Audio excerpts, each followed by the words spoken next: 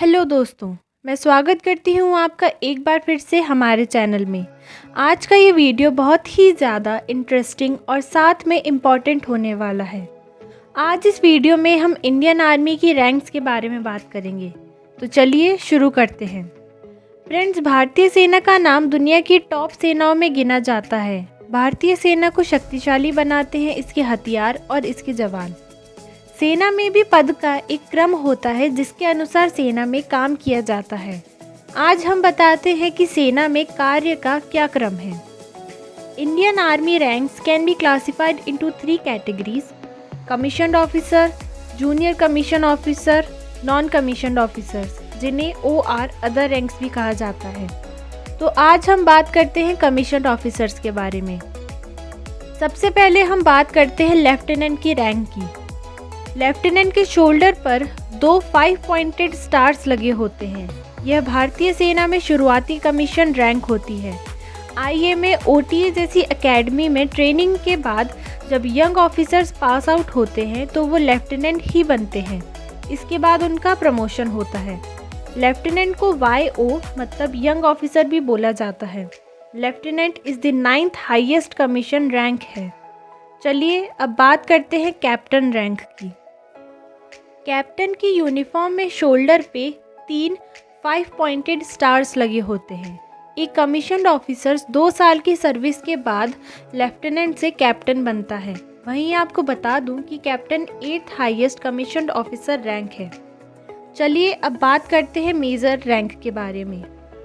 Major rank के officer की uniform पर एक अशोक स्तंभ लगा होता है। एक आर्मी ऑफिसर को कैप्टन से मेजर बनने के लिए 6 साल की सर्विस देनी पड़ती है और पार्ट B के एग्ज़ाम को क्लियर करना पड़ता है।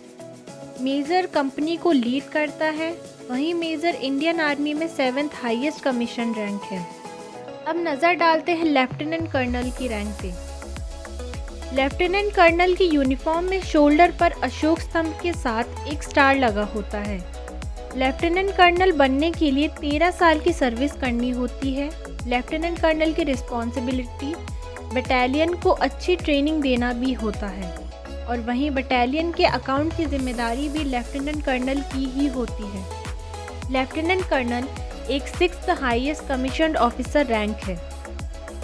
दोस्तों, अभी तक हमने जिन रैंक्स की बात की ये सभी टाइम स्केल रैंक्स हैं, यानी कि एक निश्चित सर्विस के बाद ये रैंक्स मिल जाती हैं, subject to clearance of part B and part D exam for major and lieutenant colonel respectively. कि हम जिन रैंक्स की बात करने जा रहे हैं ये सभी सिलेक्शन ग्रेड में आते हैं, यानी कि प्रमोशन के लिए इनके डिफरेंट कोर्सेज़ की ग्रेडिंग और मेरिट के साथ ही ऑफिसर की एनुअल कॉन्फिडेंशियल रिपोर्ट, जिसको ACR भी कहते हैं, इसको कंसिडर किया जाता है। तो अब बात करेंगे कर्नल रैंक के बारे में। कर्नल की यूनिफॉर्म में 2 स्टार्स और एक अशोक स्तंभ लगा होता है। कर्नल और इसके ऊपर के रैंक सिलेक्शन ग्रेड में आते हैं। इसके आगे के प्रमोशन को सिलेक्शन के आधार पर ही किया जाता है। कर्नल बनने के लिए कम से कम 15 साल की सर्विस ज़रूरी होती है। कर्नल एक बटालियन या यूनिट को कमांड करता है और उन्हें CO यानी कमांडिंग ऑफिसर भी कहा जाता है। वहीं अगर रैंक की बात करें तो कर्नल एक 5th highest commissioned officer rank है। अब आगे बढ़ते हैं और बात करेंगे ब्रिगेडियर रैंक के बारे में। ब्रिगेडियर रैंक की यूनिफॉर्म में नेशनल एम्बलम के साथ 3 5 पॉइंटेड स्टार्स होते हैं। ब्रिगेडियर भी सिलेक्शन ग्रेड की रैंक है और ब्रिगेडियर बनने के लिए कम से कम 26 साल की सर्विस ज़रूरी होती है। ब्रिगेडियर एक ब्रिगेड को कमांड करता है और रैंक की बात करें यहाँ पर तो brigadier 4th highest commissioned officer rank है। अब हम बात करेंगे मेजर जनरल की रैंक के बारे में। मेजर जनरल के शोल्डर्स पर एक 5 पॉइंटेड स्टार्स के साथ क्रॉस बैटेनियन स्वॉर्ड लगा होता है। मेजर जनरल भी एक सिलेक्शन बेस्ड रैंक होती है। इस रैंक में प्रमोट होने के लिए कम से कम 32 ईयर्स ऑफ सर्विस रिक्वायर्ड होती है। Major general 3rd highest commissioned officer rank है और 58 ईयर्स तक की सर्विस कर सकते हैं। चलिए अब जानते हैं लेफ्टिनेंट जनरल की रैंक के बारे में। लेफ्टिनेंट जनरल के शोल्डर्स पर नेशनल एम्बलम के साथ क्रॉस बैटेनियन स्वॉर्ड लगा होता है। इनका प्रमोशन भी सिलेक्शन से होता है। जिसके लिए कम से कम 36 ईयर्स की सर्विस ज़रूरी होती है। वहीं मैं आपको बता दूं कि lieutenant general can also be appointed as vice chief of the army staff. Lieutenant general एक second highest commission officer rank है और ये 60 ईयर्स तक सर्विस कर सकते हैं।